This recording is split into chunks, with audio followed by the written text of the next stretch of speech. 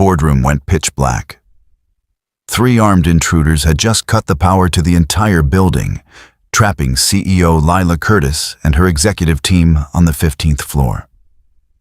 They had 12 minutes before backup generators failed completely. Security cameras were dead. Phone lines were severed.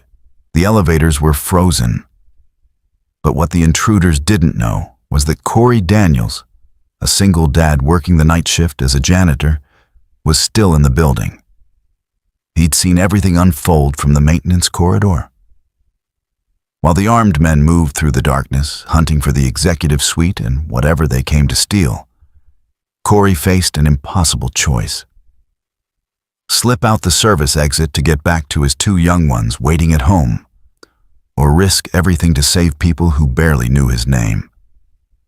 What happened next would expose a truth that changed everything. Not just about that terrifying night, but about the man everyone had overlooked for 3 years. Before we jump back in, tell us where you're tuning in from. And if this story touches you, make sure you're subscribed. Because tomorrow, I've saved something extra special for you. Corey Daniels pushed his cleaning cart down the empty hallway of Skyline Tower, the wheels squeaking against polished marble floors that reflected the city lights 15 stories below. It was 9:47 p.m. on a Tuesday, and most of the building had cleared out hours ago. Most, but not all. The executive suite on the 15th floor still glowed with light. Corey could see shadows moving behind the frosted glass conference room doors as he approached. Another late-night meeting. Another group of executives hammering out whatever million-dollar deal kept them here past dinner time, while he scrubbed their coffee stains and emptied their trash bins. He'd been working the night shift at Skyline Tower for 3 years now. 3 years of invisible labor, of people walking past him without making eye contact, of conversations that stopped when he entered a room. To the executives and managers who filled these offices during daylight hours, Corey was part of the building itself, as unremarkable as the elevator panels or the emergency exit signs. But Corey didn't mind being invisible. Invisible meant stable. Invisible meant a paycheck that hit his account every 2 weeks without fail. Invisible meant he could get home by midnight to relieve Mrs. Patterson, his neighbor who watched his 2 young ones while he worked. Invisible meant survival. His phone buzzed in his pocket. A text from Mrs. Patterson. "Boys are asleep. Take your time." Corey smiled. His sons, 8 and 6, were probably sprawled across their shared bed right now, still wearing the superhero pajamas he'd washed 3 times this week. Tomorrow was Wednesday, which meant early breakfast, pack lunches, walk them to Hillcrest Elementary, then catch 4 hours of sleep before his afternoon shift at the warehouse started. The warehouse job paid better, but it wasn't enough. Not with rent climbing every year in this city, not with school supplies and winter coats and the medical bills still trickling in from when his youngest had pneumonia last winter. So Corey worked 2 jobs, slept in fragments, and tried not to think about the engineering degree gathering dust in a folder at the bottom of his closet. That degree felt like it belonged to a different person now. A younger Corey who'd had dreams and possibilities, and a future wife who promised they'd build something together. Before she decided that raising kids in a cramped 2-bedroom apartment wasn't the life she'd signed up for. Before she'd left one Tuesday morning and never came back. Corey shook off the memory and focused on his work.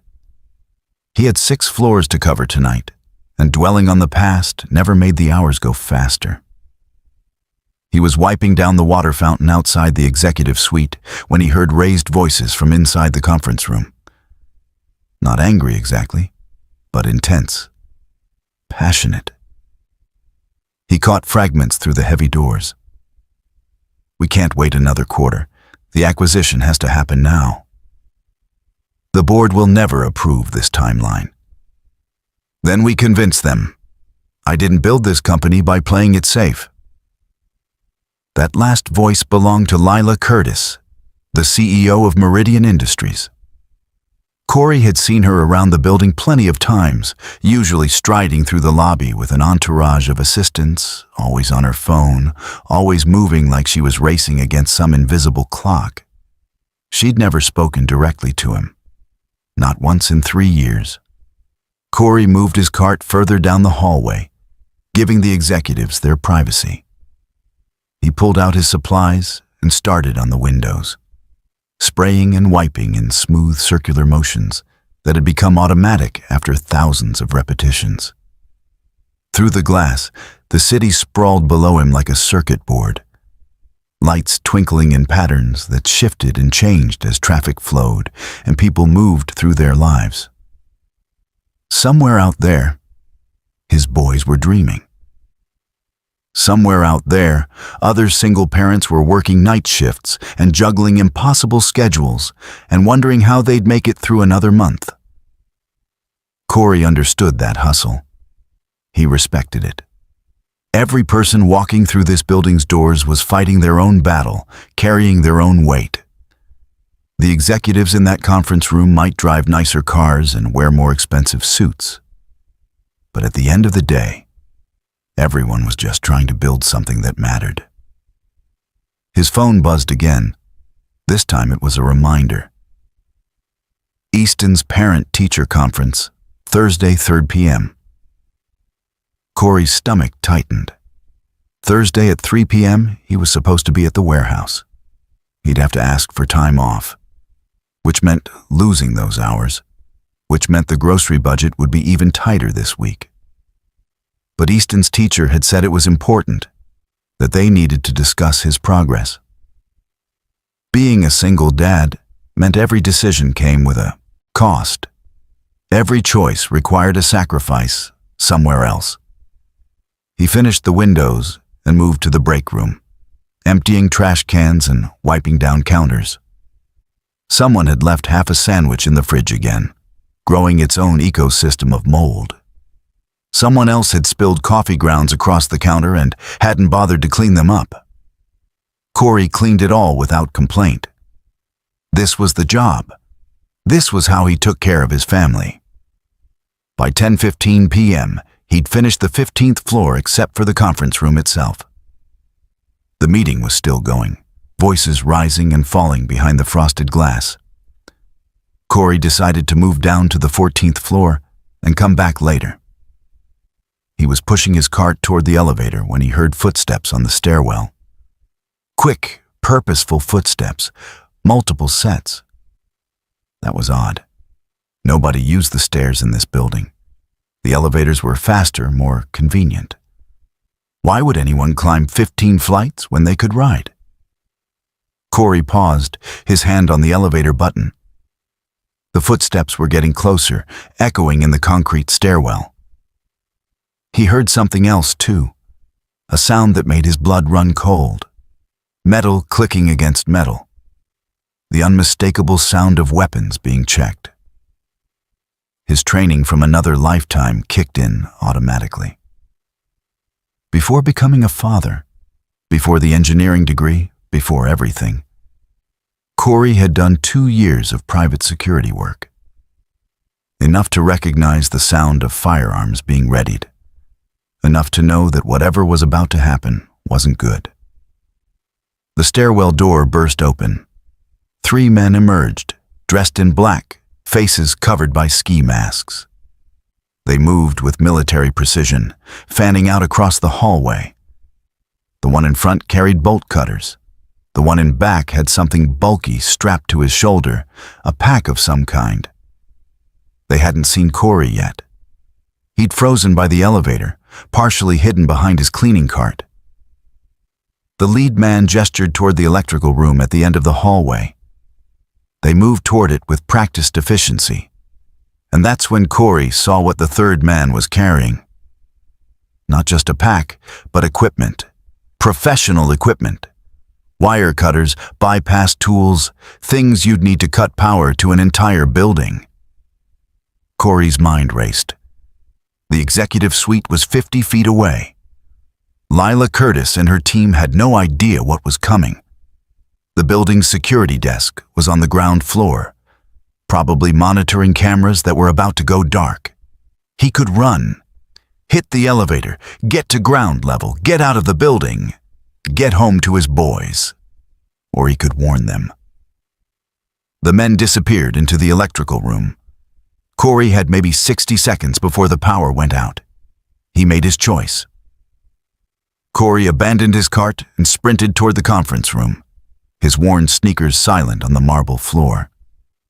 He grabbed the door handle and pushed inside without knocking. 6 faces turned toward him in surprise. Lila Curtis stood at the head of the table, mid-sentence, her expression shifting from annoyance to confusion. "We need to leave," Corey said, his voice urgent but controlled. "Right now. Armed men just entered the building. They're cutting the power." For a split second, nobody moved. They just stared at him. This janitor who'd interrupted their meeting with an absurd claim. Then the lights went out. Preparing and narrating this story took us a lot of time, so if you are enjoying it, subscribe to our channel. It means a lot to us. Now back to the story. The darkness was absolute. 15 stories above street level, with no ambient light from the hallway, the conference room became a void. Corey heard gasps, the scrape of chairs being pushed back, someone's laptop clattering to the table. "Everyone stay calm." Lila Curtis's voice cut through the darkness, steady and authoritative. "It's probably just a power outage." "It's not," Corey said. He pulled out his phone, activating the flashlight. These 6 faces stared back at him in the harsh white glow, their expressions ranging from fear to skepticism. 3 armed men just came up the stairwell. They went straight for the electrical room. This was planned. "Who the hell are you?" asked a man in an expensive suit, his voice sharp with suspicion. "I'm the night janitor, and we need to move now." Lila Curtis was already pulling out her phone. "I'm calling security." She held the phone to her ear, waited. Her expression tightened. "No signal. Anyone else have signal?" The other executives checked their phones, shaking their heads. Someone muttered something about a cell jammer. "The backup generators," said a woman with red-framed glasses. "They should kick in within 30 seconds. "They cut the main power first," Corey said. "That means they know this building's systems. When those generators come on, they'll cut those too. We have maybe 10 minutes before this entire floor is completely dark and the elevators are dead." "How do you know all this?" the suspicious executive demanded. "Because I used to do security work, and because this is too coordinated to be random." Corey moved toward the door, keeping his phone's light pointed at the floor. "We can debate my credentials later. Right now, we need to get to the stairwell before they lock it down." Lila Curtis made a decision. "Everyone, grab your essentials. Phones, wallets, car keys. Leave everything else." "Lila, we don't even know if this guy is telling the truth," the man protested. "For all we know, he's part of whatever this is." "If he was part of it, we'd already be hostages," Lila said, her voice cold with logic. "Move." The executives scrambled to collect their belongings. Corey did a quick head count. 6 people, including Lila Curtis, all of them dressed for boardrooms, not emergencies. The woman in red glasses wore heels that would echo like gunshots on the marble floors. 2 of the men looked like they hadn't run a mile in years. This was going to be complicated. The backup generators kicked on, and the emergency lighting flickered to life. Dim red bulbs cast everything in an eerie glow. Corey moved to the conference room door and cracked it open, listening. Voices from down the hallway. The intruders were moving fast, systematic. He heard doors being kicked open, offices being searched. "What are they looking for?" Lila whispered behind him. I don't know. But they're between us and the main stairwell. There's a service stairwell, said the woman in red glasses. On the west side of the building, the janitors use it. Everyone looked at Corey. He nodded slowly. It's there, but it's narrow, only goes down to the parking garage. The door at the bottom is usually locked from the outside. I have parking access, Lila said. My car is on P3.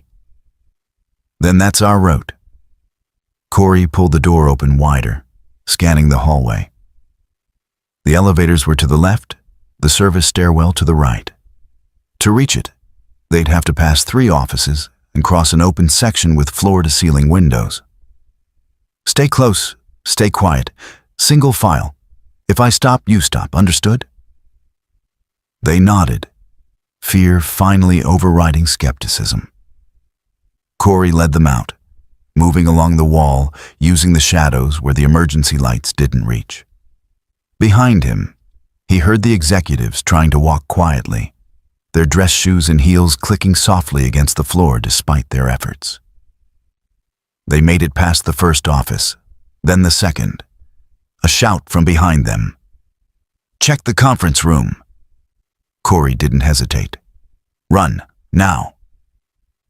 They bolted for the service stairwell. Behind them, footsteps pounded against marble. Corey reached the door first, yanked it open, and started shoving people through.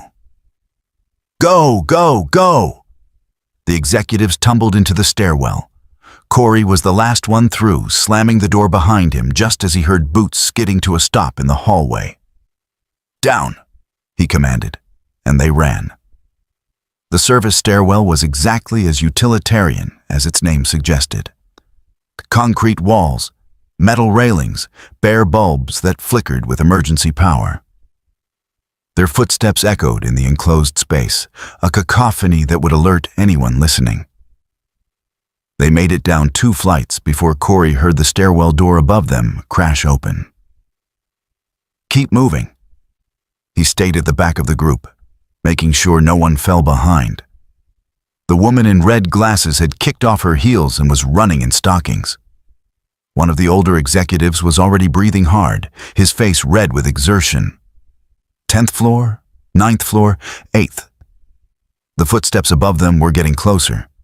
The intruders were faster, unburdened by fear or age or expensive suits. 7th floor, 6th floor. They're gaining on us, gasped the suspicious executive. Corey's mind raced through options. They couldn't outrun trained men. They needed a different strategy. At the next landing, everyone goes right and keeps heading down, he said. I'm going left. What? Why? Lila demanded.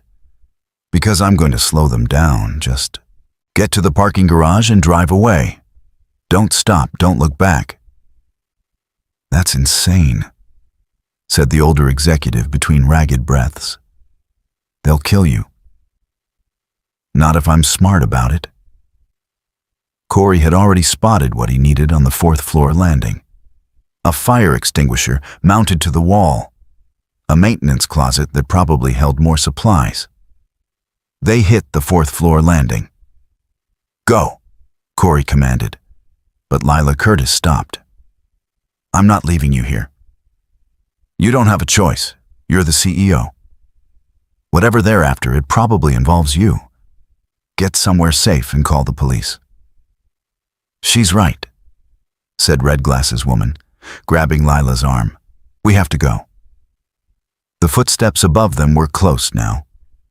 3rd floor landing, maybe 2nd. Lila locked eyes with Corey for a heartbeat. Something passed between them, an understanding that didn't need words. Then she ran, following her team down the stairs. Corey grabbed the fire extinguisher from the wall and positioned himself in the shadows of the landing. He could hear the intruders clearly now, just 1 flight above. 3 sets of boots, moving fast and confident. They rounded the corner, and Corey pulled the pin on the extinguisher. unleashing a blast of white foam directly into their faces. The lead man cursed, stumbling backward into his companions. Corey didn't wait to see the result. He dropped the extinguisher and ran in the opposite direction from the executives, crashing through the fourth-floor door into an office corridor. Behind him, he heard angry shouts. "Split up. 2 of you go after the others. I'll get this one." Corey sprinted down the darkened hallway, his heart pounding. He'd bought the executives maybe 2 minutes. Now he needed to survive long enough to make sure they escaped. The 4th floor was accounting and finance. Cubicles stretched in rows, creating a maze of shoulder-high walls. Corey dove into the labyrinth, staying low, controlling his breathing. Footsteps entered the floor. A flashlight beam swept across the ceiling. "I know you're in here," a voice called out. Cold, professional. "You made a mistake getting involved. This isn't your fight." Corey said nothing, moving silently between cubicles. His phone was still in his pocket, but he couldn't risk the light. He navigated by memory and touch, visualizing the floor layout he'd cleaned 100 times. The intruder was systematic, checking each row, getting closer.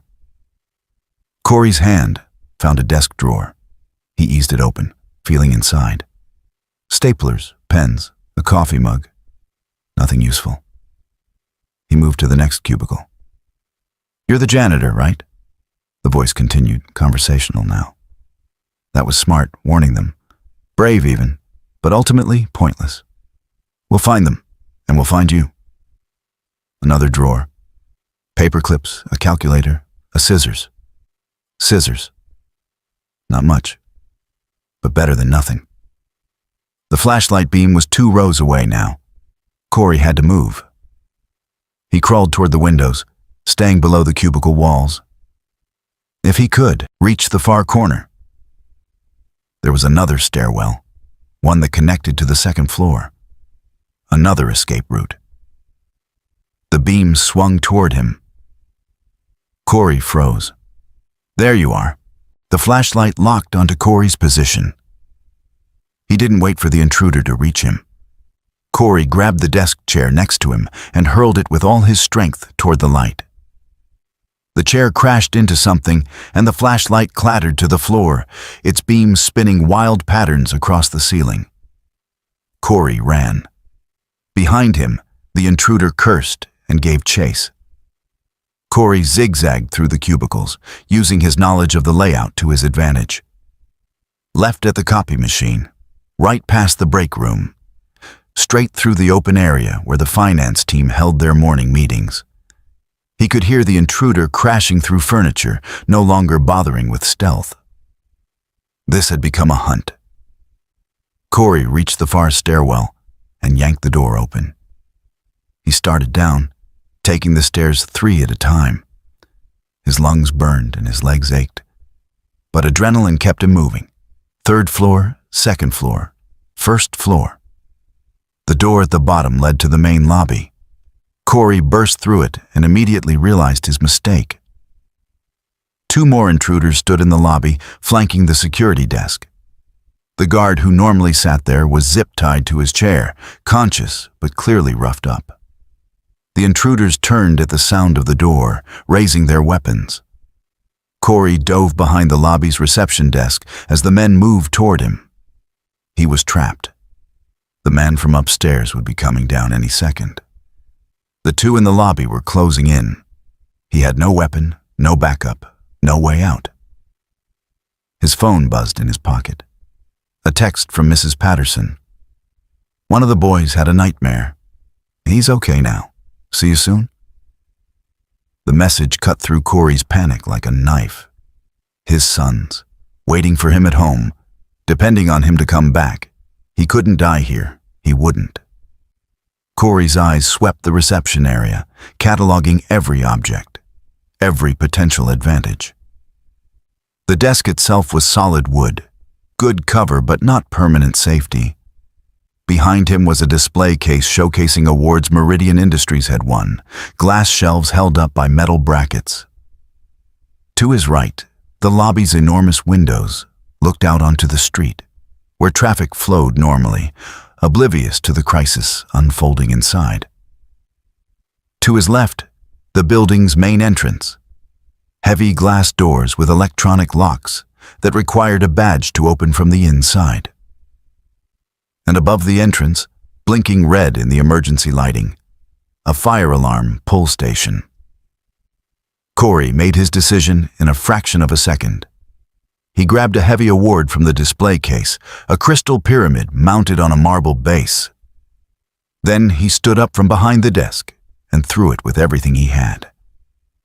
Not at the intruders, at the window.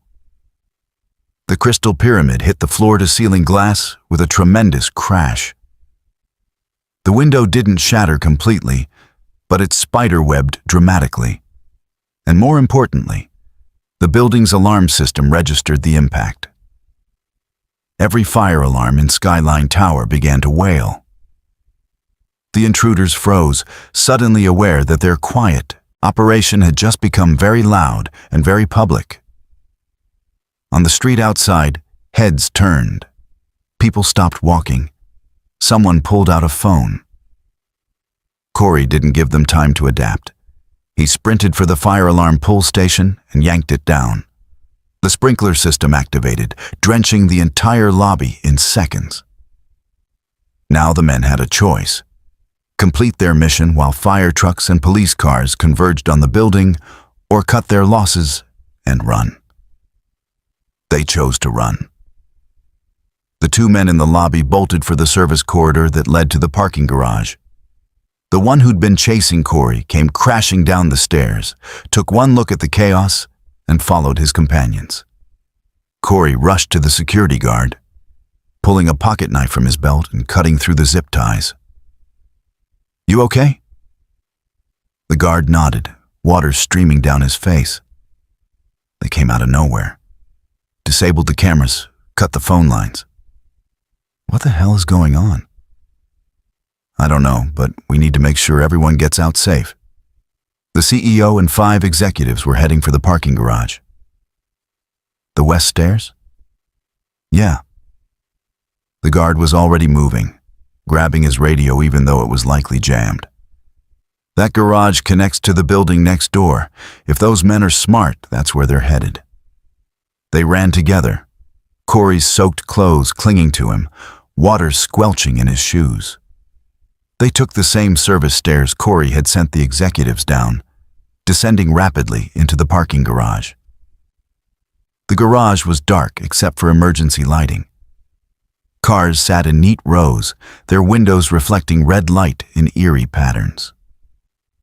Corey could hear an engine running somewhere in the distance, echoes bouncing off concrete walls. There. The guard pointed. At the far end of P3, Corey saw Lila Curtis and her team huddled next to a black luxury sedan. They were safe, all of them accounted for. Relief washed over Corey so powerfully, his knees almost buckled. But something was wrong. They weren't getting in the car. They were looking at something on the ground. Corey and the guard jogged over, and that's when he saw it. All 4 of the sedan's tires had been slashed, deep cuts that left the car sitting on its rims. "They got here first," Lila said, her voice tight with controlled fear. "They slashed every tire on this level." The sound of the running engine grew louder. Headlights appeared from the ramp leading down from P4. A van, dark and unmarked, moving slowly like a predator stalking prey. "Move," Corey shouted. They scattered behind parked cars as the van cruised past, its occupants searching. Corey could see the silhouettes of armed men through the tinted windows. The van made a slow circuit of the level, its engine rumbling ominously. They were hunting. Corey's mind raced. They were trapped in a parking garage with armed intruders, no working vehicles, and limited places to hide. The van was between them and the exit ramp. Going back up the service stairs would just trap them, in the building again. The woman in red glasses whispered urgently, There's an emergency exit on P5. It leads to the alley behind the building.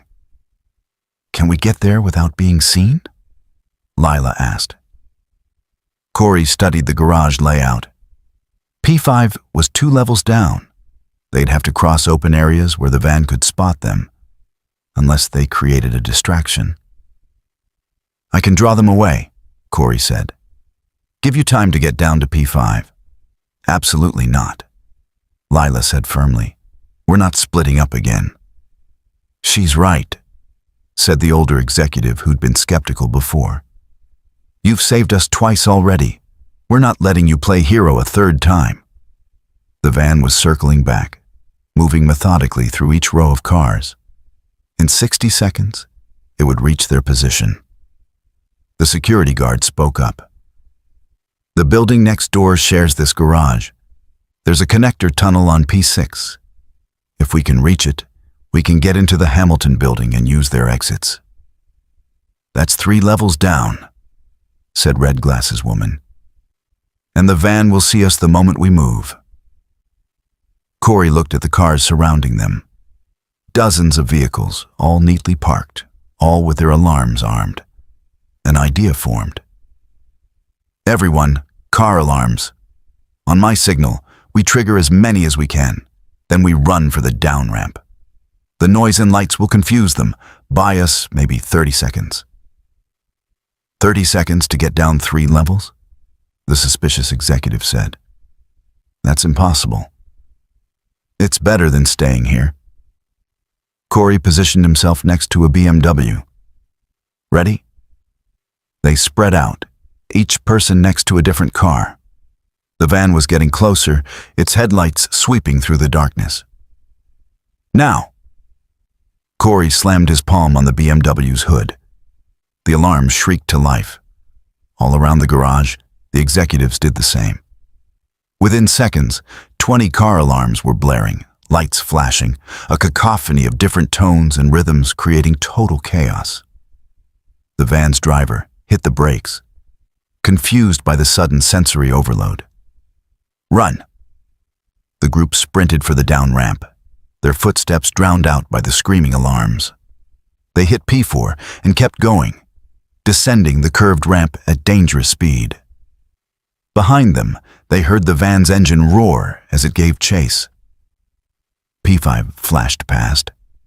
P6 was ahead, and Corey could see the connector tunnel the guard had mentioned. A concrete passage leading into darkness, barely wide enough for a single car. They reached the tunnel entrance just as the van screeched around the corner from P5. Headlights flooded the area, catching them in harsh white light. Go, go, go! Corey pushed the executives into the tunnel. He grabbed the guard's arm. Get them through. I'll block the entrance. With what? The guard demanded. Corey was already moving. Next to the tunnel entrance was a maintenance area, tools and equipment stored behind a chain-link fence. He grabbed a heavy barrel marked absorbent material and rolled it toward the tunnel opening. The van was accelerating straight at them. Corey got the barrel, positioned and dove into the tunnel just as the van reached the entrance. The barrel wasn't enough to stop a vehicle, but it forced the driver to slow down, to navigate carefully through the narrow opening. Those precious seconds let Corey catch up with the group. They emerged into the Hamilton building's parking garage, which was better lit and had clear exit signs pointing toward the street. There. Lila pointed at a regular door marked Lobby Access. They crashed through it and found themselves in a service hallway.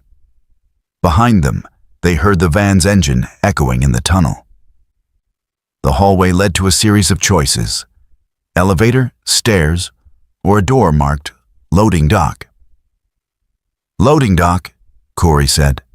It'll put us on the street level, away from the main entrance.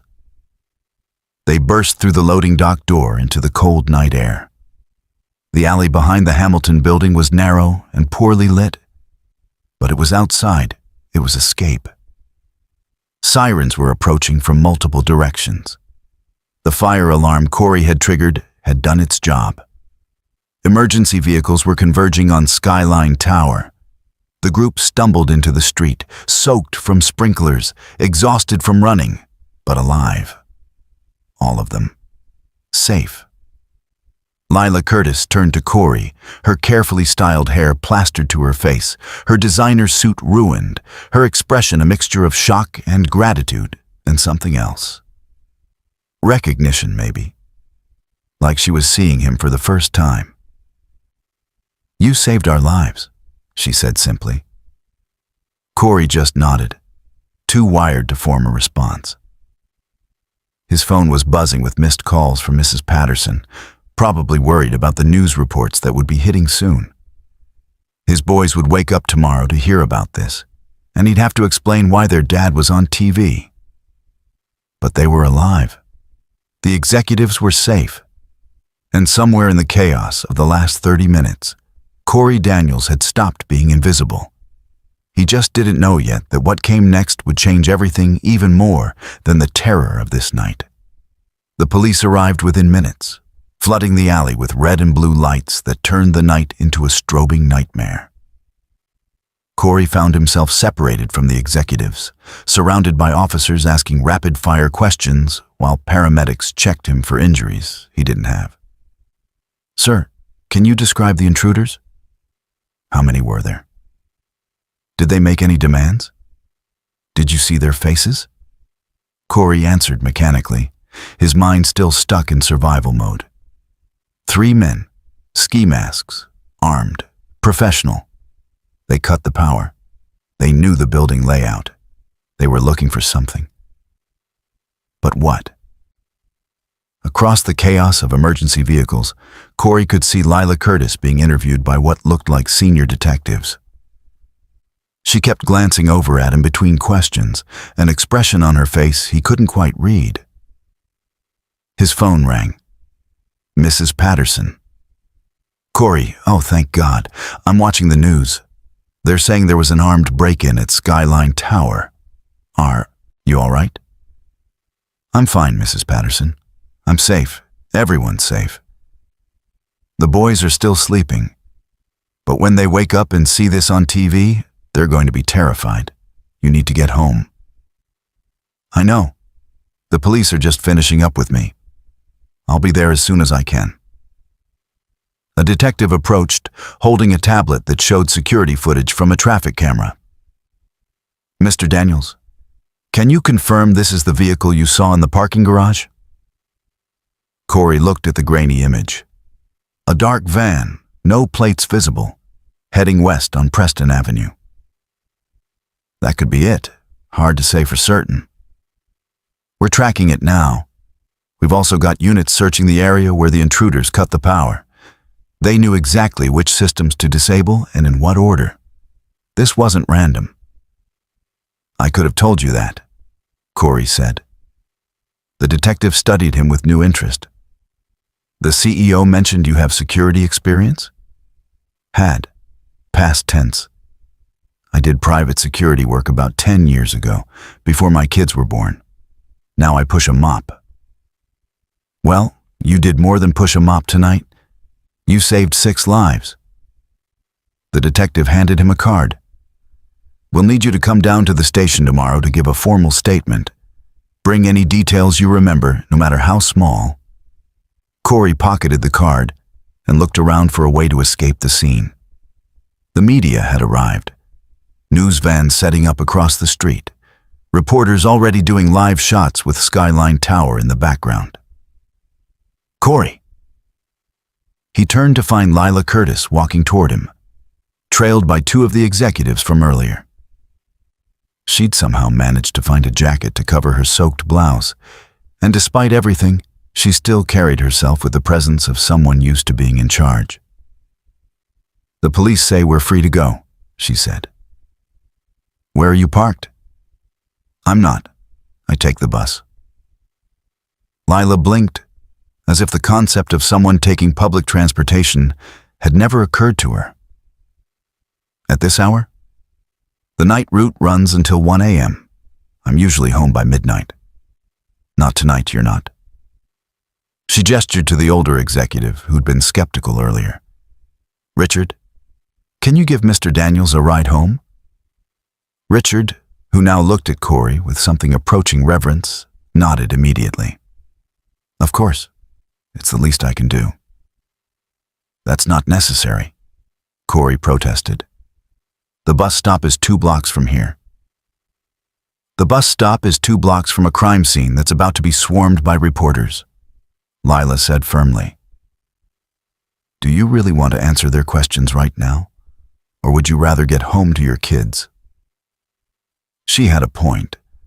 Corey could already see reporters interviewing people on the sidewalk, hunting for witnesses and sound bites. All right, thank you. Richard's car turned out to be a Mercedes that probably cost more than Corey made in 3 years. The leather seats were heated, the dashboard looked like a spaceship cockpit, and soft classical music played from speakers Corey couldn't even see.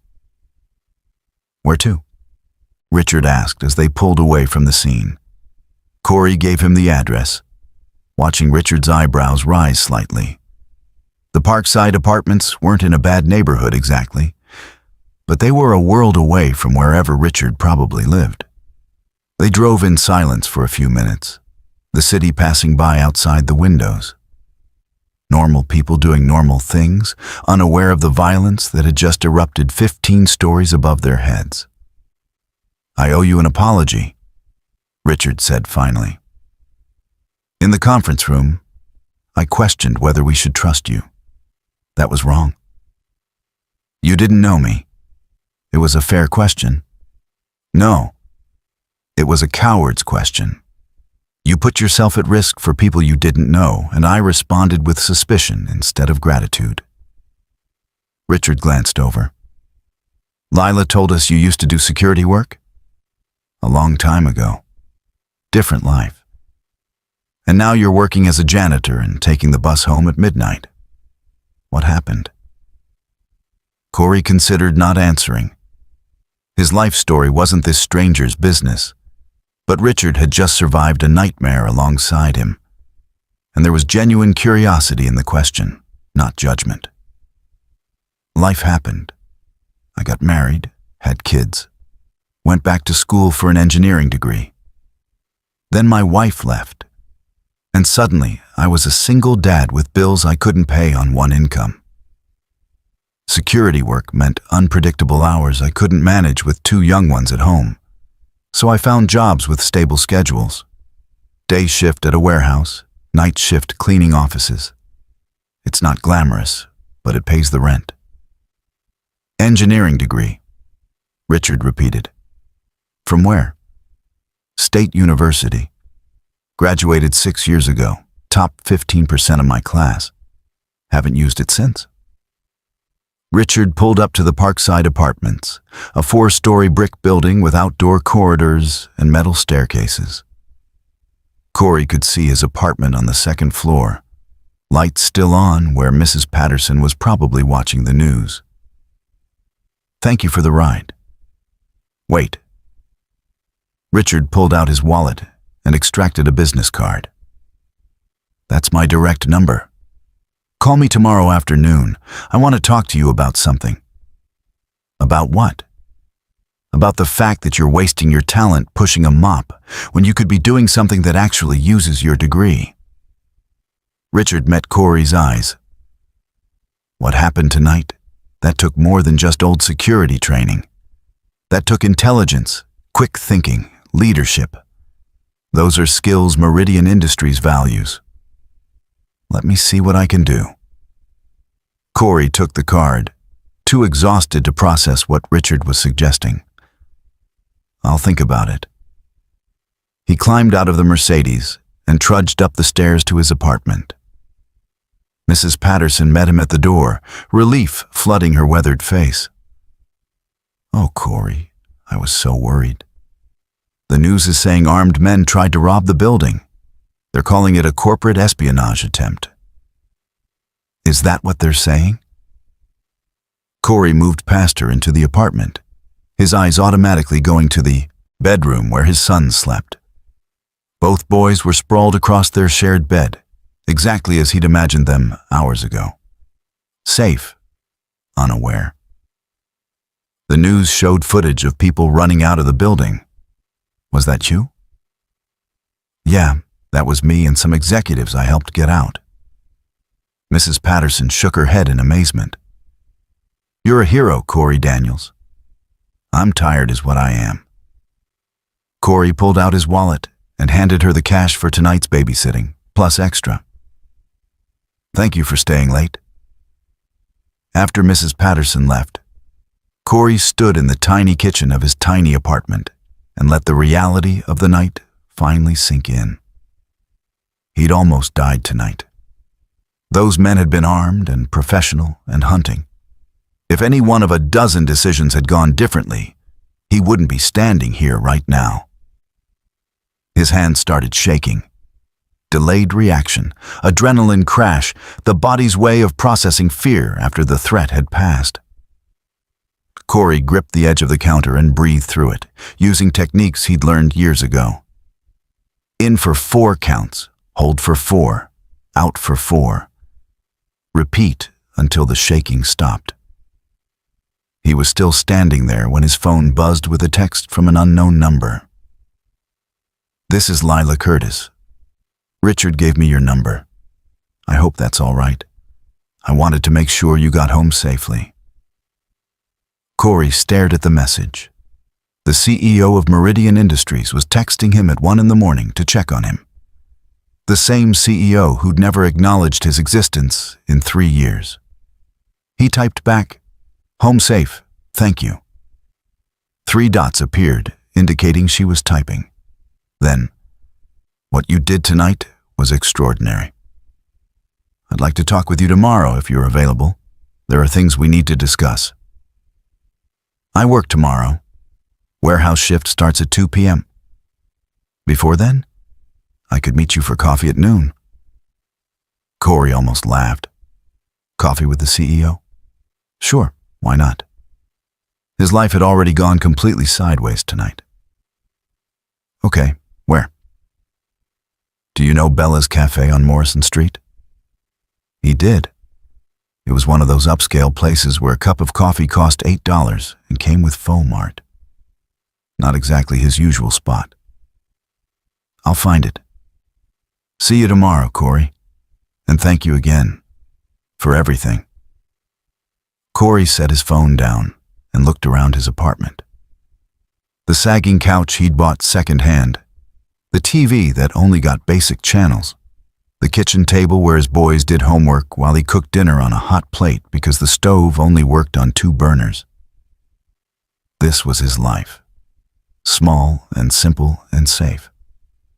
But Richard's words echoed in his head. Wasting your talent.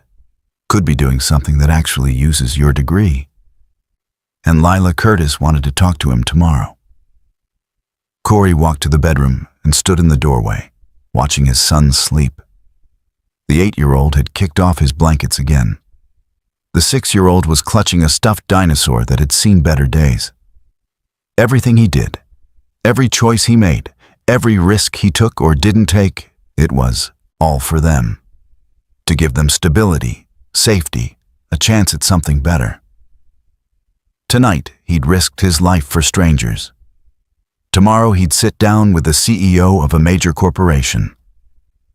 And somehow, in the space between those 2 moments, Corey's carefully constructed small life was starting to feel like it might crack open into something bigger. He just didn't know yet if that was a good thing or terrifying. Bella's Cafe was exactly as pretentious as Corey had imagined. Exposed brick walls, reclaimed wood tables, a chalkboard menu featuring drinks with names like Honey Lavender Meditation and Turmeric Sunrise Elixir, the kind of place where people worked on MacBooks and discussed their podcasts. Corey felt wildly out of place in his warehouse work clothes, standing in line behind people in business casual who ordered complicated beverages without looking at the menu. Lila Curtis was already there, seated at a corner table with her own laptop open and 2 phones face up beside it. She'd somehow transformed from last night's drowned rat back into the polished executive Corey recognized from the office building.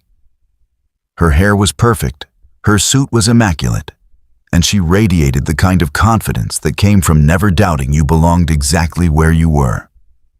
She looked up as Corey approached, and her expression softened into something that might have been a smile. "Corey, thank you for coming. Please sit. What can I get you?" "Just coffee. Regular coffee." Lila flagged down a server and ordered 2 regular coffees, which still somehow cost $6 each, according to the menu Corey glimpsed. "How are you feeling?" she asked once they were alone. "That was quite an ordeal last night." "I'm fine. More worried about how your team is doing." "Shaken but safe, thanks to you. Richard called me this morning. He said he offered to help you explore opportunities at Meridian." So that's what this meeting was about. Corey shifted in his chair, suddenly uncomfortable. "Look, I appreciate the gesture, but I'm not looking for charity." "Good, because I'm not offering charity. I'm offering a job interview." Lila leaned forward slightly. "Corey, do you have any idea what happened last night? What those men were really after?" The detective said it might be corporate espionage. It was. The police found their entry point this morning. They'd been planning this for weeks, studying our security patterns, mapping the building systems. They knew exactly when our executive team would be in that conference room and exactly what files were on our servers. What kind of files? Proprietary data about a major acquisition we're finalizing. If that information had leaked to our competitors, it would have cost us hundreds of millions of dollars. Lila's expression hardened. Someone on the inside gave them that information. Someone who knew our meeting schedule and our security protocols. The implication hung in the air between them. An inside job meant someone at Meridian Industries had betrayed the company. The police are investigating? Yes, but corporate espionage cases are complex. They take months, sometimes years. In the meantime, I have a company to run and a security system that clearly has massive holes. Lila took a sip of her coffee. Which brings me to why I wanted to meet with you. I'm not a security consultant. No, but you think like one. Last night you made a dozen split-second decisions under pressure, and every single one was correct. You identified the threat, warned us, got us out safely, and improvised solutions when the situation changed. That's not something you can train. That's instinct combined with intelligence. Corey didn't know what to say. He'd spent 3 years being invisible, and now the CEO was dissecting his decision-making process over expensive coffee. Richard mentioned you have an engineering degree, Lila continued. What was your focus? Systems engineering, process optimization, efficiency analysis, that kind of thing. Perfect. Because what Meridian needs right now isn't just new locks and better cameras. We need someone who can look at our entire security infrastructure from a systems perspective. Identify vulnerabilities, design protocols, integrate technology with human behavior patterns. She paused. We need someone who understands that security isn't about building walls. It's about thinking 3 steps ahead of the people trying to break in. And you think I'm that person? I think you demonstrated last night that you might be. The question is whether you're willing to try. Corey's phone buzzed. A reminder about his warehouse shift in 2 hours. He looked at it, then back at Lila Curtis. I have 2 kids who depend on me. I can't afford to take risks on maybe. I need stable income, predictable hours, health insurance. All of which we offer. Starting salary would be $75,000, full benefits, standard 40-hour work week with flexibility for family obligations. Lila slid a folder across the table. This is a formal job description for a security systems analyst position. It's a newly created role, reporting directly to our VP of Operations. We're interviewing candidates starting next week. 75,000. Corey tried to keep his face neutral, but inside his mind was reeling. That was more than double what he made working 2 jobs. That was health insurance and dental and maybe even saving for college. Why me? You could hire someone with 10 years of corporate security experience. Because experienced people come with established patterns. They'll recommend the same solutions everyone else uses, and clearly those solutions aren't good enough. I need someone who thinks differently. Lila met his eyes. Last night you outthought 3 armed professionals with military-grade planning. You beat them using a fire extinguisher and car alarms and creative use of a crystal award. That's the kind of unconventional thinking I need, protecting my company. Corey opened the folder and scanned the job description. The responsibilities were daunting. Comprehensive security audits, protocol development, technology integration, staff training, crisis management planning. It was everything he'd studied in school and nothing he'd ever actually done professionally. I don't have experience with corporate security systems. You have intelligence, instinct, and the ability to learn quickly. The rest we can teach you. Lila checked one of her phones, frowned at whatever message she'd received. Look, I know this is sudden. Take the folder home, think about it. The interview is scheduled for Monday at 9 a.m. If you want to be considered, show up. If not, no hard feelings. She stood, gathering her laptop and phones with practiced efficiency. For what it's worth, Corey, I've built my entire career on taking calculated risks on people everyone else overlooked. It's how I became CEO at 36. You saved my life last night. Now I'm offering you a chance to change yours. What you do with that chance is entirely up to you. Lila Curtis walked out of the cafe, leaving Corey sitting alone with a $6 coffee and a job description that might as well have been written in another language. $75,000. 40 hours a week instead of 70. Time with his sons. Real time, not just exhausted fragments stolen between shifts, but also risk. What if he failed? What if he wasn't smart enough, fast enough, experienced enough? What if this was just temporary gratitude that would evaporate once the crisis faded and reality set in? Corey's phone rang. The warehouse supervisor.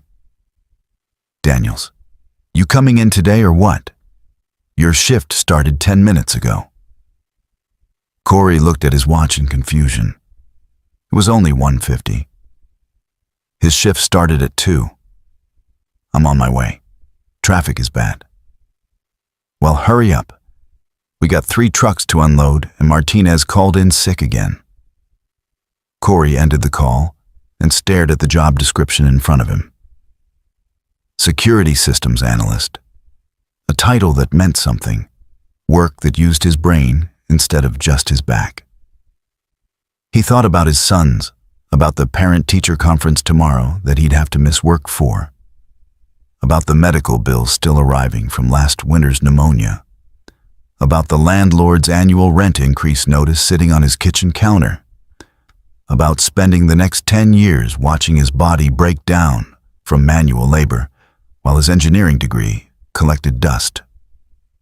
Corey made his decision. He called the warehouse supervisor back. I need to talk to you about something. I'm putting in my 2 weeks' notice. There was a long pause. You serious right now? Middle of your shift, you're calling to quit. I'm giving you 2 weeks. That's more than legally required. I'll work every shift I'm scheduled for, but after that, I'm done. Whatever, man. Your funeral. Good luck finding another job that pays decent without a degree that matters. The supervisor hung up. Corey sat in the pretentious cafe with its $8 coffee and felt something he hadn't experienced in years. Hope. He opened his phone and texted Lila Curtis, "I'll be there Monday at 9 a.m. Her response came immediately. "I'm glad. Bring your resume and be prepared to discuss your approach to systems vulnerabilities. And Corey, this isn't charity. You're going to have to earn this position just like everyone else." "Understood." Corey gathered the folder and stood up. He had a warehouse shift to finish, kids to pick up from school, dinner to make, homework to supervise. His life hadn't changed yet. But Monday morning, maybe it would. The weekend passed in a blur of preparation. Corey spent every spare moment researching corporate security systems, studying case files of data breaches and corporate espionage, teaching himself terminology he'd need to sound credible in an interview with people who actually knew what they were doing. His sons noticed the change immediately. "Dad, why are you reading so much?" his 8-year-old asked Saturday morning, finding Corey surrounded by printouts and laptop screens at the kitchen table. "I have an important meeting Monday. I need to be ready." "What kind of meeting?" Corey hesitated. He hadn't told them about the job opportunity yet. Didn't want to get their hopes up in case it fell through. "A job interview. For a better position." "Better than the warehouse?" "Yeah, buddy, better than the warehouse." His younger son, 6 years old and endlessly curious, climbed into Corey's lap. "Will you still have time to read us stories at night?" The question hit Corey harder than it should have. "I'll have more time for stories. That's the whole point." Sunday afternoon, Richard called. "Lila told me you're interviewing tomorrow. I wanted to give you a heads up about something."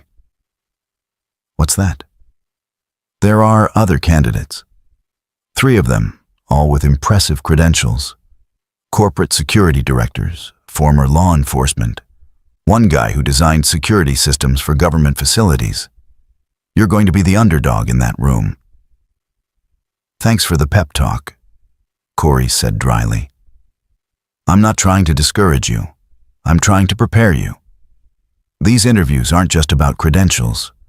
Lila is looking for someone who thinks differently, who can see angles others miss. Don't try to compete with their experience. Compete with your perspective. My perspective is that I've spent 3 years mopping floors. Your perspective is that you've spent 3 years observing how a building actually functions. You've seen security guards sleeping on the job.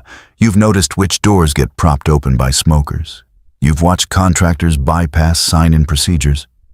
You know the gaps between official policy and actual behavior. That's worth more than any textbook." Corey absorbed this, recognizing the wisdom in it. "Thanks, Richard. Good luck tomorrow. You've got more people rooting for you than you realize." Monday morning arrived with the kind of clarity that made everything feel both significant and fragile. Corey dropped his sons at school, then stood in his bedroom staring at the only suit he owned. He'd bought it for his college graduation 6 years ago, and it still fit mostly. The pants were a little short and the shoulders were slightly tight, but it would have to do. He arrived at Meridian Industries at 8:30, giving himself extra time to compose himself.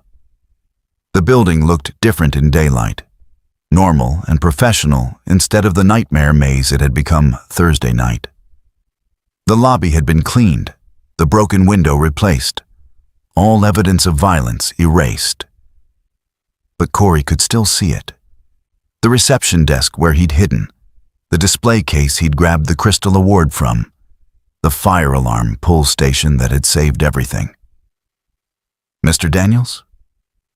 He turned to find a woman in her 30s with a tablet and an efficient smile. "I'm Jennifer from Human Resources. I'll be coordinating your interview today, if you'll follow me." She led him to the elevators, up to the 8th floor, down a corridor lined with conference rooms. Through the glass walls, Corey could see other candidates waiting. Richard had been right. They looked polished, confident, like people who belonged in corporate settings. Corey looked like someone who'd borrowed his suit from a funeral 6 years ago. "You'll be in conference room C," Jennifer said. "The panel will include our VP of Operations, our current security director, and CEO Curtis. They'll ask you a series of questions about your background and approach to security systems. Do you have any questions before we begin?" "Just one." "The other candidates, have they interviewed already?" "2 of them, yes. You're third. There's one more after you." "How did the others do?" Jennifer's professional smile never wavered. "I'm not at liberty to discuss other candidates. But I can tell you that the panel is looking for someone who can think creatively about complex problems.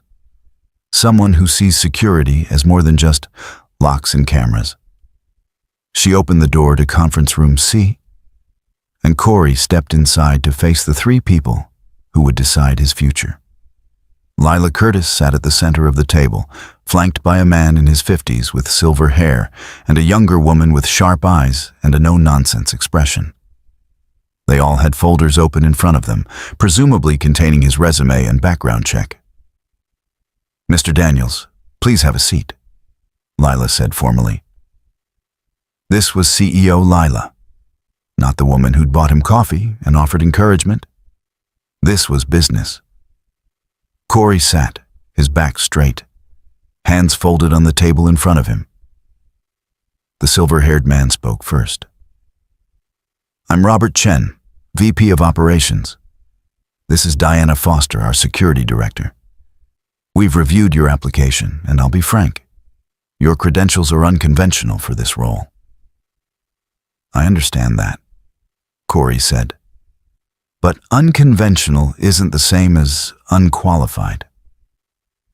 Diana Foster leaned forward. "You have an engineering degree, but no practical experience in corporate security. You spent 2 years doing private security work a decade ago, then the last 3 years working as a janitor. Help me understand how that prepares you to design security systems for a company with 12 office locations and 3,000 employees." It was a fair question, and Corey had spent all weekend preparing for it. "For the last 3 years, I've had access to this building in ways most security consultants never will. I've worked night shifts when your overnight security protocols are active. I've seen which systems actually function and which ones fail regularly. I know that the service elevator on the west side has a door sensor that's been broken for 6 months. I know that contractors bypass your sign-in procedures by entering through the loading dock. I know that your security cameras have blind spots in every stairwell because the angles were never adjusted after installation." He paused, letting that sink in. "I know these things because I've been invisible. People don't modify their behavior around janitors. They prop open secure doors because it's convenient. They share passcodes with colleagues who forgot their badges. They discuss confidential information in hallways because they don't think anyone is listening. Your official security policies are excellent. The gap between those policies and actual human behavior is where the real vulnerabilities exist." Robert Chen made a note on his tablet. "Interesting perspective, but identifying problems isn't the same as solving them." "True. But systems engineering is fundamentally about identifying failure points and redesigning processes to eliminate them. That's what my degree taught me. Understanding that security is a human problem disguised as a technical problem, that's what 3 years of observation taught me." Lila spoke for the first time since the interview began. "Thursday night, you made several critical decisions under extreme pressure. Walk us through your thought process. Why did you warn us instead of evacuating yourself?" Corey met her eyes, remembering the moment in the hallway when he'd had to choose. "Because the threat was organized and targeted. If I'd run, you would have been trapped with no warning and no options. The probability of a good outcome was much higher if I gave you information and time to act. It was a risk assessment, same as any security decision. And when you separated from the group to create a distraction? Another risk assessment. 6 people running make more noise than 1. The intruders were already in pursuit. Splitting their attention gave the executives better odds of escape. The risk to myself was acceptable given the potential benefit to others.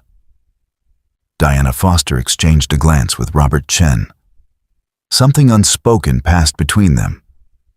"Mr. Daniels," she said slowly, "your resume shows a 2-year gap between your security work and your enrollment in the engineering program. What were you doing during that time?" Corey felt his stomach tighten. He'd known this question would come eventually. "I was a stay-at-home parent.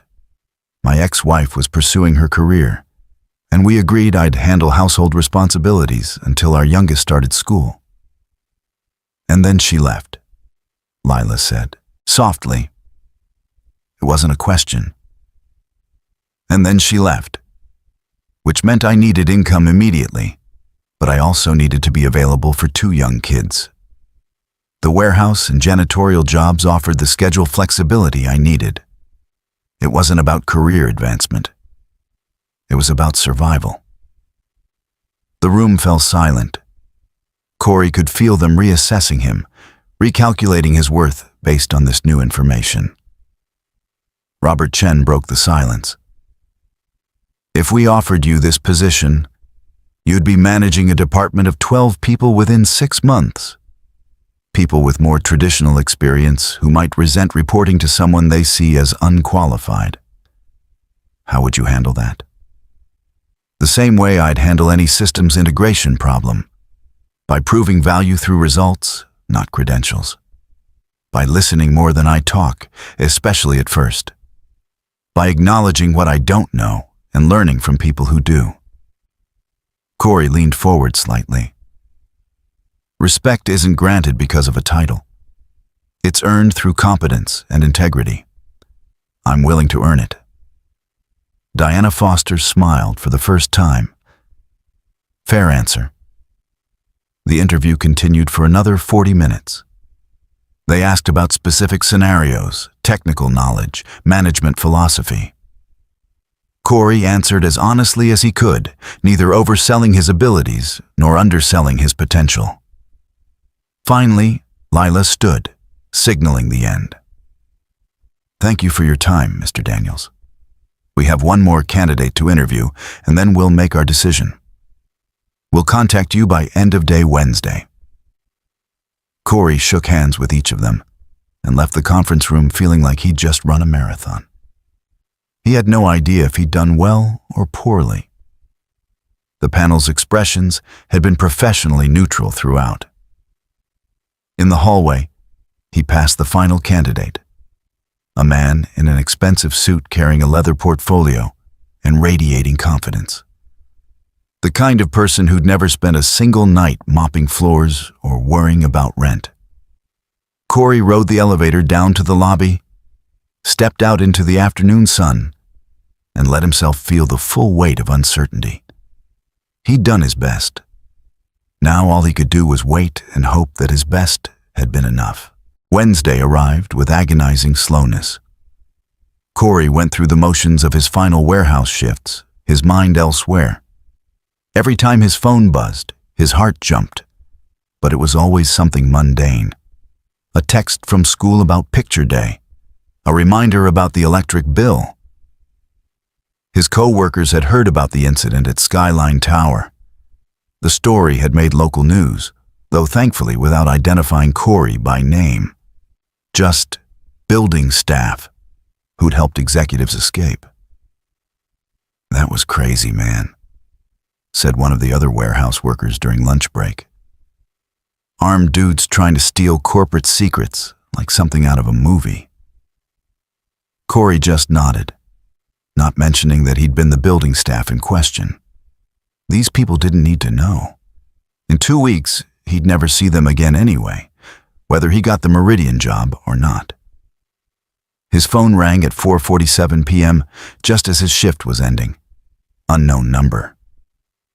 Corey's hands trembled slightly as he answered. Corey Daniels speaking. Corey, this is Lila Curtis. Her voice was neutral, impossible to read. Do you have a few minutes to talk? Yes, of course. The panel met this morning to discuss all 4 candidates. It was a lengthy conversation. You should know that the other finalists had impressive credentials. Security directors with decades of experience, law enforcement backgrounds, government clearances. Corey's stomach sank. This was the letdown call. The thanks but no thanks delivered with corporate politeness. I understand, he said quietly. But none of them had what we're actually looking for. Lila's tone shifted, warming slightly. Corey, we'd like to offer you the position of Security Systems Analyst. Starting salary $75,000 with full benefits. If you're still interested, we'd like you to start 2 weeks from Monday. The warehouse floor seemed to tilt beneath Corey's feet. I'm interested, absolutely interested. Excellent. Jennifer from HR will email you the formal offer letter tonight. Review it, sign it, and we'll get you scheduled for orientation. Lila paused. I need you to understand something. This isn't a favor. You're getting this job because you're the best candidate. But that also means the expectations are high. You'll be proving yourself every single day. I wouldn't want it any other way. Good. Welcome to Meridian Industries, Corey. I'm looking forward to seeing what you can do. After the call ended, Corey stood in the warehouse parking lot, staring at his phone in disbelief. $75,000. Benefits. 40 hours a week. A career that used his brain instead of breaking his back.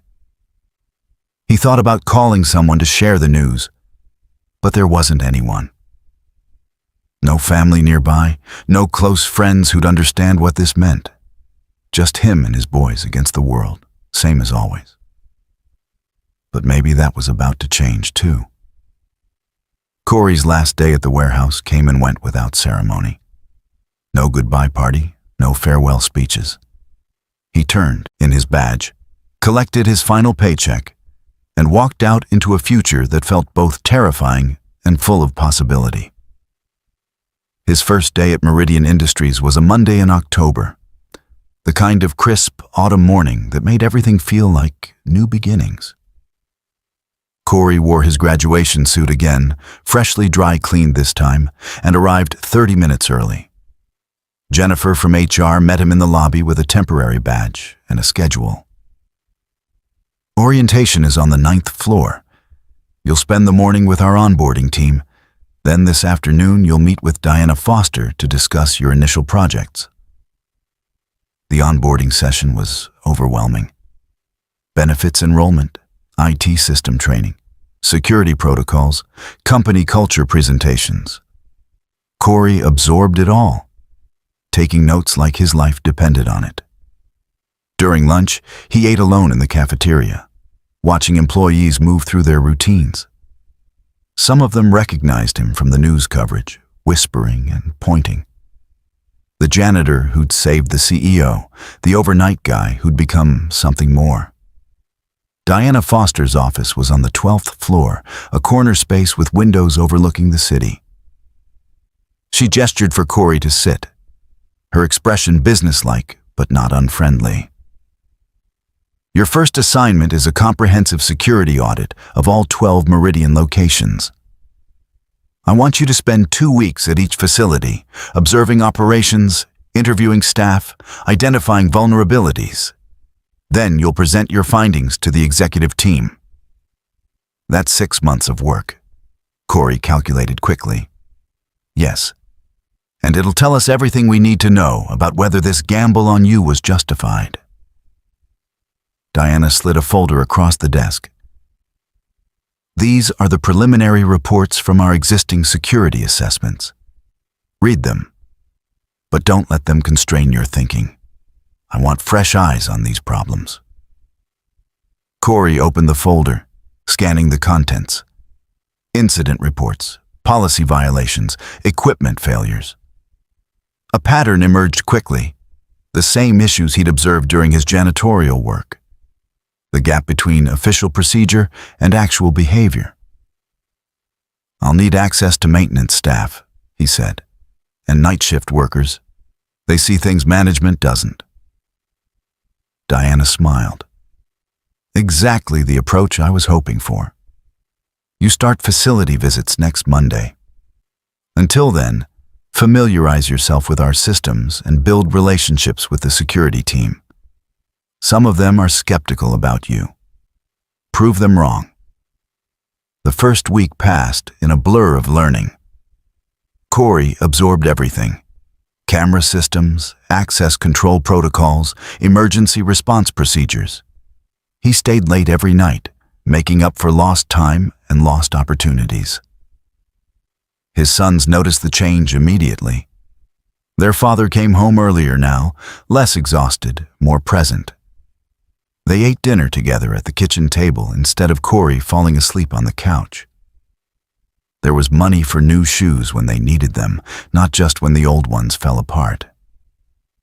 Dad seems happier, his 8-year-old observed one evening. I am happier, Corey admitted. This job, it's what I was meant to be doing all along. But happiness came with pressure. Every day, Corey felt the weight of expectations. The other security analysts watched him carefully, waiting for him to fail. He was the outsider, the janitor who'd gotten lucky, the CEO's pet project. He needed to prove he belonged here. 3 months into the job, Corey presented his findings from the first 4 facility audits to the executive team. He'd prepared for weeks, distilling hundreds of observations into actionable recommendations.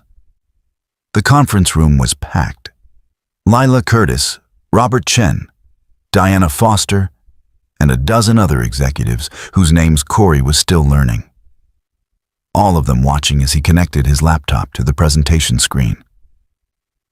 Good morning, Corey began, his voice steady despite his nerves.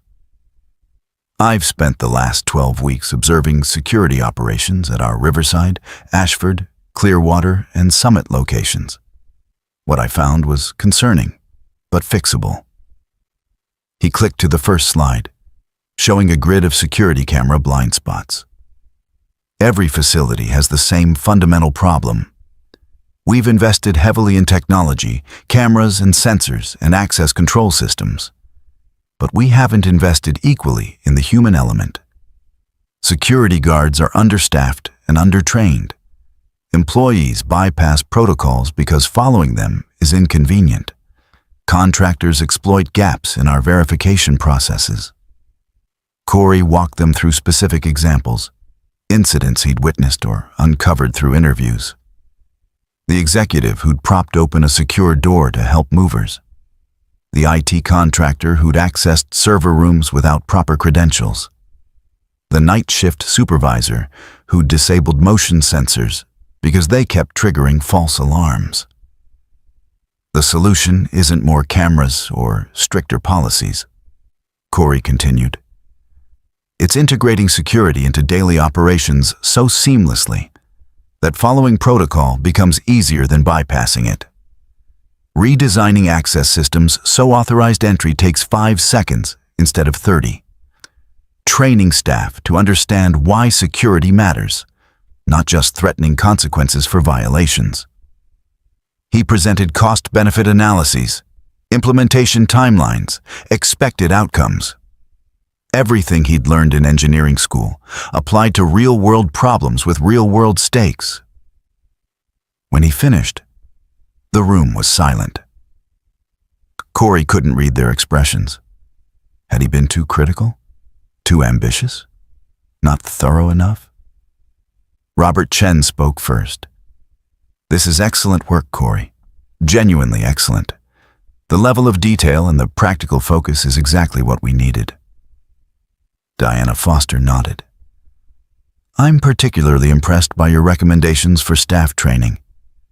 We've been approaching security as a technical problem for years. You're right that it's fundamentally a human problem. Lila Curtis was the last to speak.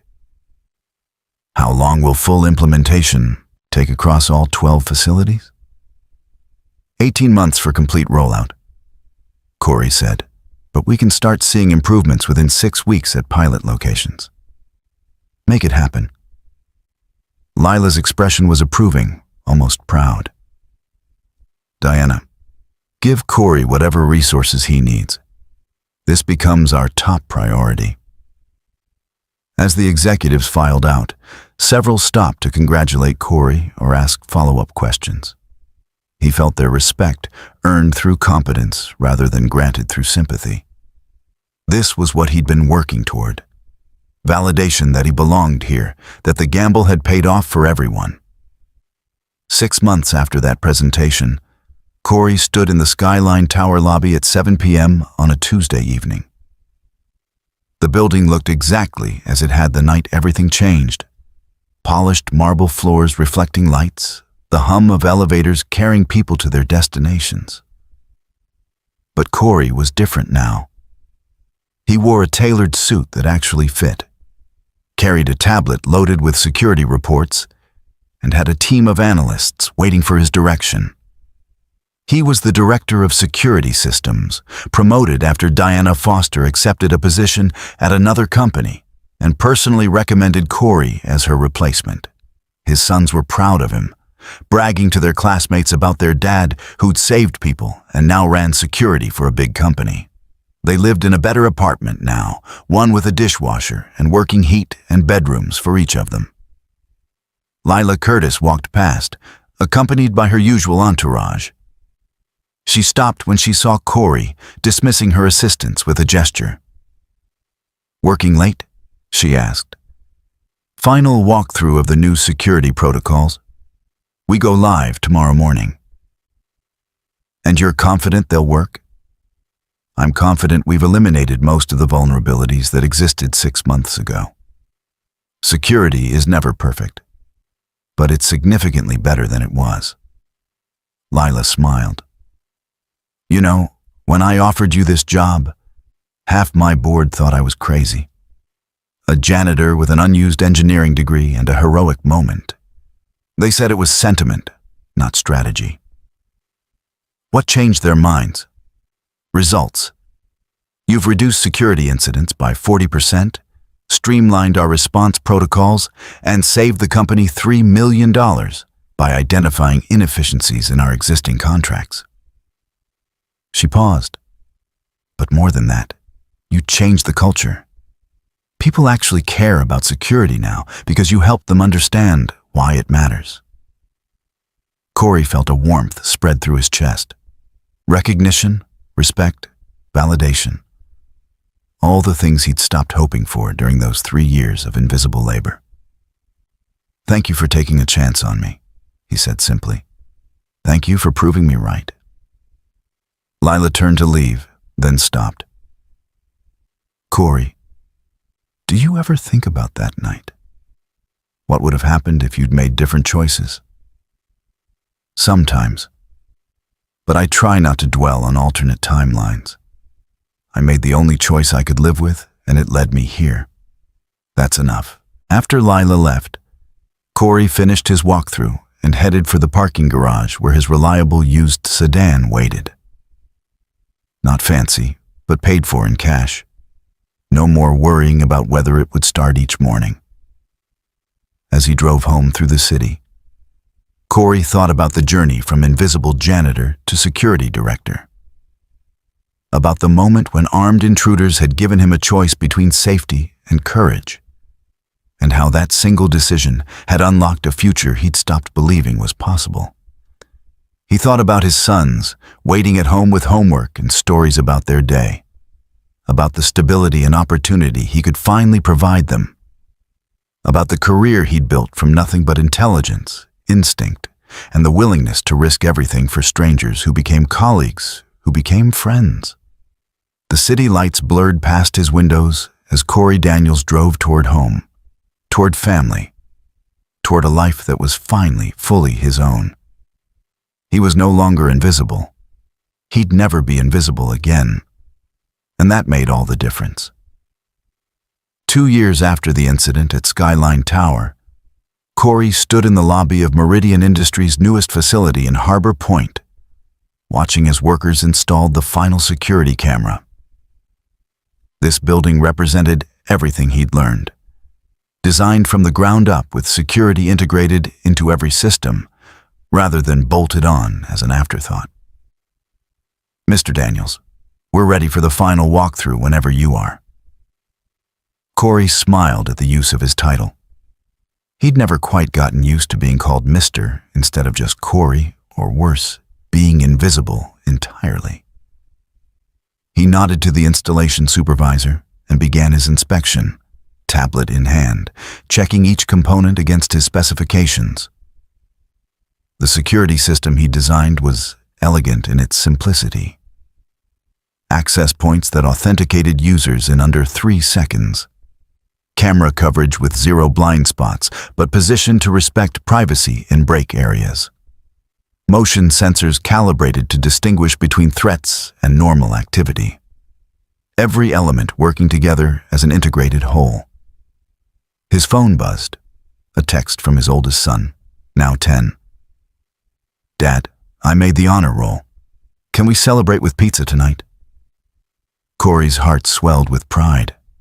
Honor roll. His boys were thriving in ways that had seemed impossible during those desperate years of double shifts and mounting bills. They had space to grow now, energy to excel, a father who was present instead of perpetually exhausted. He texted back, "Absolutely, pizza and ice cream. So proud of you." Another message appeared, this one from Lila Curtis. "Board meeting in 20 minutes. Need your Q4 security metrics."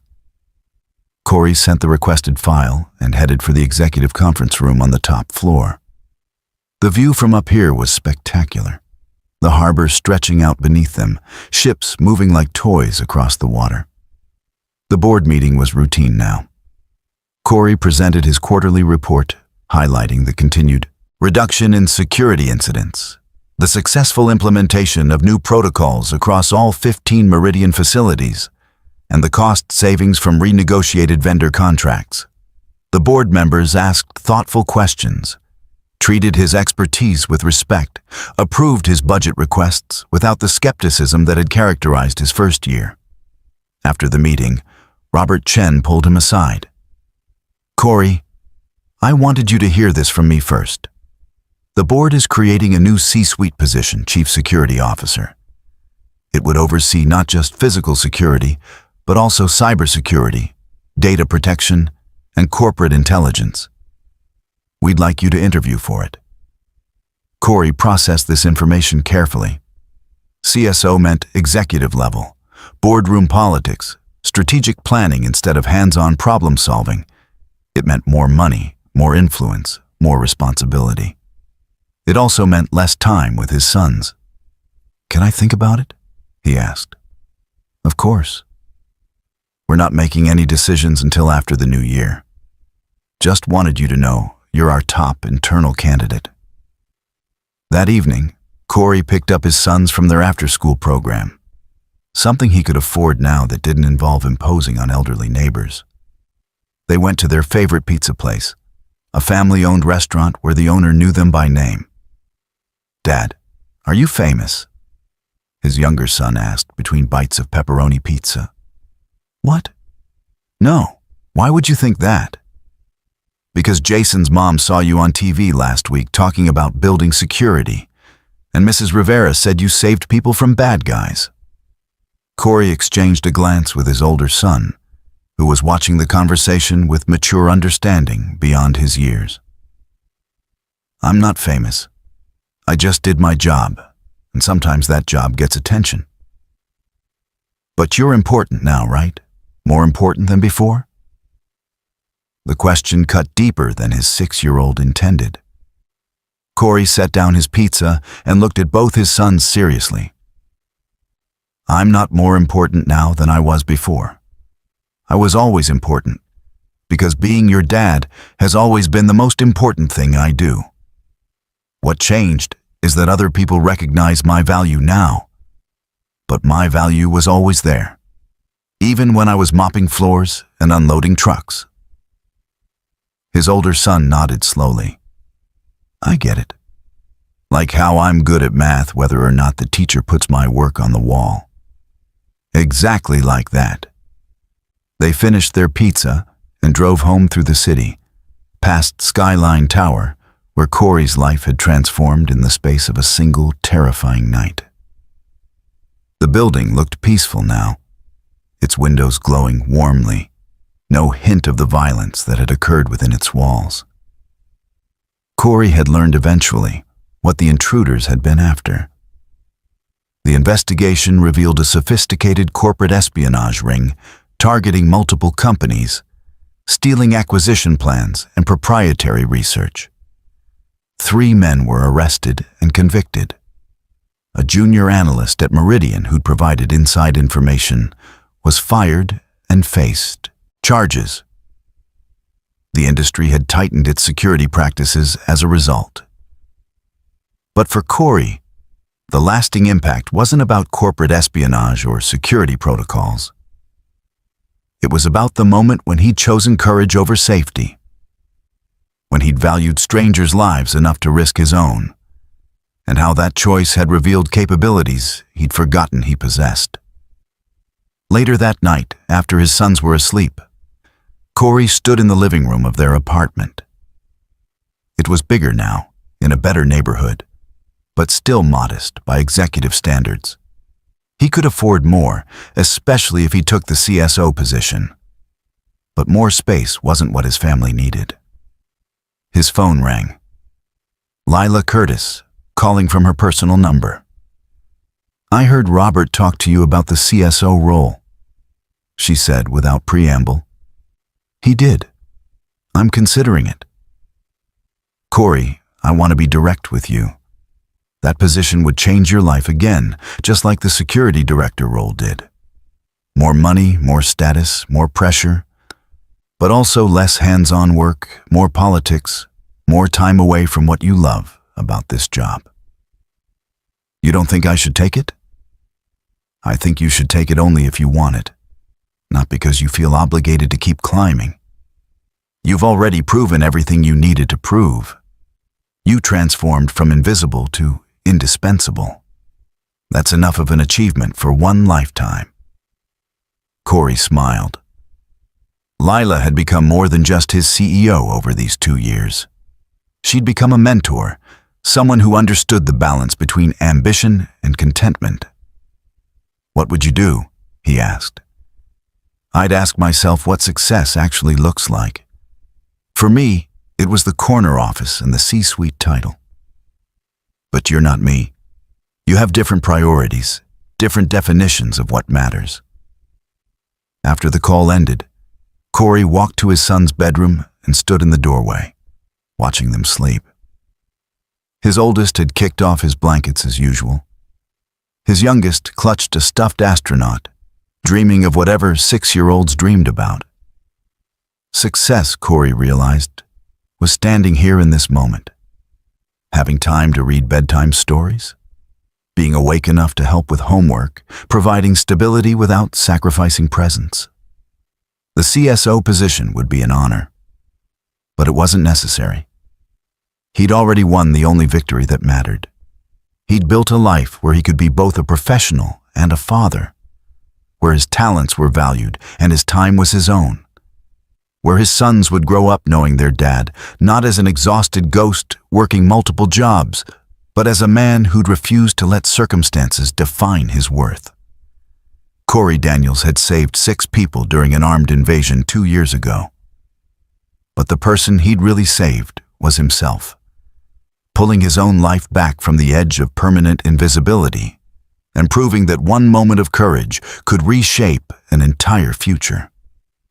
And that was more than enough. Up next, you've got 2 more standout stories right on your screen. If this one hit the mark, you won't want to pass these up. Just click and check them out. And don't forget to subscribe and turn on the notification bell so you don't miss any upload from us.